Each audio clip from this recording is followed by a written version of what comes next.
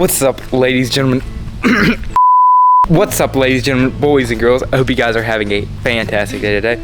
And if you couldn't tell by today's title of this video, the old Outlander down for the count, as we can tell. First one, I thought this thing was leaking oil because it's had a pretty aggressive oil leak for a good minute. And I thought it was the oil seal. I didn't think it was getting in it. Then I found out it was actually a both-way leak.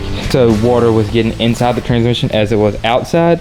And as you saw in the last video, what my oil looked like. And now I finally got my oil seal in for the transmission side. And it's leaking right in here. So when it was leaking, I was like, oh, maybe the seal just went bad in it. So I started getting everything taken apart back here so I can take out the drive shaft to change the seal. And then before I do that, I'm like, maybe I should just go ahead and take the side off, right? So as soon as I was about to unbolt the front of the drive shaft so I can pull the rear diff back with the drive shaft in, I realized something. If you could see right down there, there's supposed to be a bolt probably about this big. And I looked down there and I felt down in here, the pinion bolt and washer is nowhere to be found. And that's what holds your drive shaft into your transmission. Now let me just wipe this. I don't know, somewhere like right there. Let's find me some paper towels, because I got good pants on and I don't want to mess them up. Here we go. I got some paper towels. Got my hand wiped off. And so if you don't have your pinion bolt, your drive shaft will not stay in place whatsoever. Your drive shaft will slop around because that bolt's not in there to hold the drive shaft in the transmission. The rear diff has its bolt in there. The rear diff's perfect.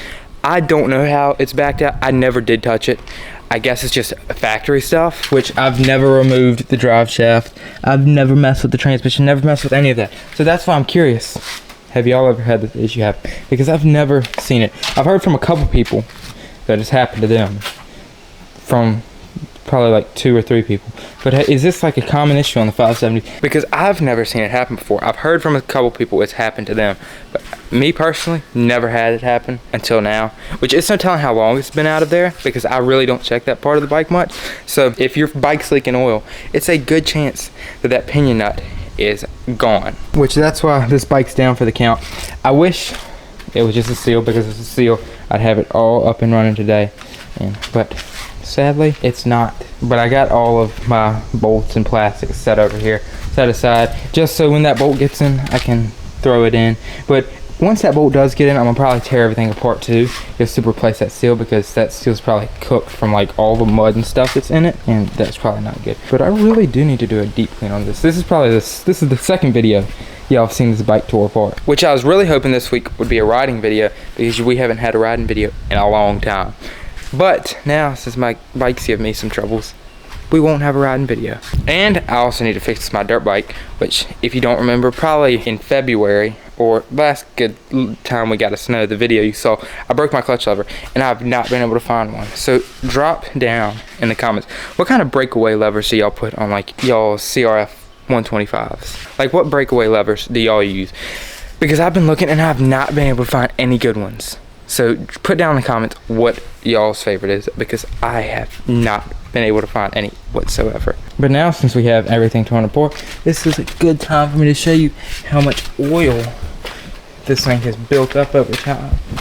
Let me get over here and show you. I don't know if you can see it, but that is a lot of gunk and stuff built up around that transmission.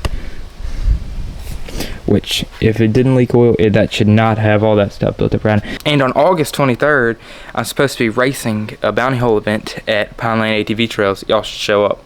Should come, say what's up, and I'll be there, and I'll most likely be racing. And I'm hoping this bike is all good to go by then, because if it's not, that's gonna suck.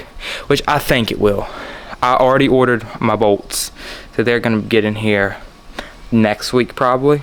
But yeah, that's why I haven't had anything interesting to record this week, because all of my bikes have been broken. But like I said, drop in the comments what kind of clutch levers, breakaway clutch levers y'all use, and brake levers, because might as well just change both while I'm at it.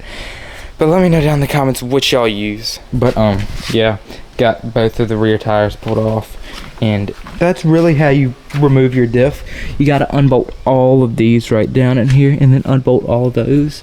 Then you got to bend this little piece of metal right here, and then I've heard, I don't know if it's true, you can just slide it back and then your drive shaft will pop out of place, which I got no clue if that's how that works. Who knows? I was curious, when y'all remove y'all's, y'all have to take off the whole swing arm and the whole shock and the whole everything, or do y'all just do that? Because I think I've seen from a couple people that will work, but I'm not sure with the way the axles are set. I'm just not sure how good that will work. And now here's a good time, if y'all are thinking about getting these wheels right here, just to FYI, here's the stock lug nuts, the lug nuts that came on the bike. They will fit right in there and you can put a socket right on them. So there's no need to get aftermarket lug nuts with those wheels. When I was getting those wheels, I was really scared I was gonna have to buy aftermarket lug nuts, but turns out I did not. But I already bought some anyways, so yeah. Those are 17 millimeter. I think the ones I bought are 14 millimeter. They're a whole lot smaller because I thought I was gonna have to run 14 millimeter lug nuts. But it turns out you can run the stock ones on the fuel vector rims. I think that's what they're called. But yeah, I really wish I would have cleaned this bike up more. But tell me if y'all like the duck on top, if I could focus. But tell me if y'all like the duck on top. I don't know. I just threw him up there. Put down in the comments, what do you think we should name him? Because I have no good names for him. I just found him laying in my room. I was like, we'll just mount him up there. Got one zip tie running through there, going through this little hole right there. And he's held up pretty good. Like, to say the least, he's sitting up there pretty good. But like I said earlier, drop in the comments if y'all have ever seen this happen before. Because me personally, never seen it. I was looking for videos and I couldn't find it. That's why I always thought it was an oil seal. But turns out it has not been the oil seal. And it has been, or it is the oil seal.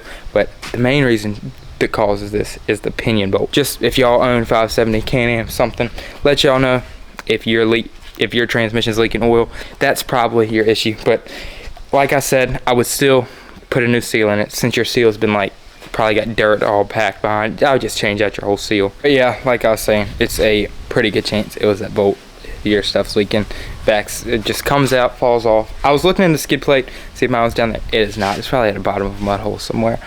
But yeah, that's why I've been leaking so much fluid and it's just been so sloppy. But I need y'all's opinion. So these assassinators right here, what is y'all's opinion on how the new Aztecs are gonna hold up to these assassinators? Because they look identical. You could, if you had no clue what these tires really look like, you could easily get a mistake for each other.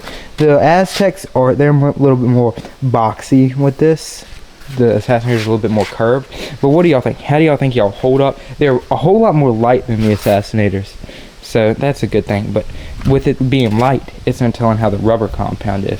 But let me know down in the comments how y'all think the new Aztec will hold up. I haven't really looked much into them. I don't even know if they hit the market yet.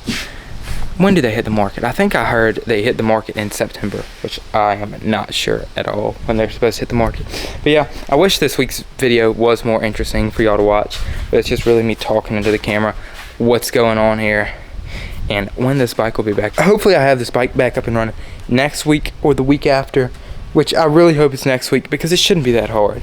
But I've leaked all of my transmission fluid out, so it won't be going nowhere right now. But yeah, I hope you guys enjoyed today's video. See you on the next one. Peace.